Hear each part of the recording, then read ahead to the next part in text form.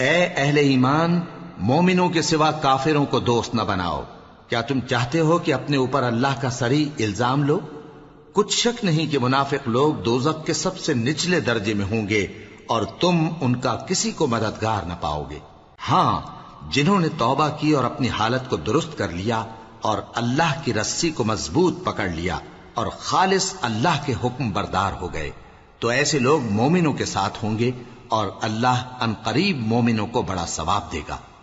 اگر تم لوگ اللہ کے شکر گزار ہو اور اس پر ایمان لے آؤ تو اللہ تم کو عذاب دے کر کیا کرے گا، اور اللہ تو قدر شناس ہے، دانا ہے۔ اللہ اس بات کو پسند نہیں فرماتا کہ کوئی کسی کو علانیہ برا کہے مگر وہ جو مظلوم ہو، اور اللہ سب کچھ سنتا ہے، جانتا ہے۔ اگر تم لوگ بھلائی کھلم کھلا کرو گے یا چھپا کر یا برائی سے درگزر کرو گے تو اللہ بھی معاف کرنے والا ہے، صاحب قدرت ہے۔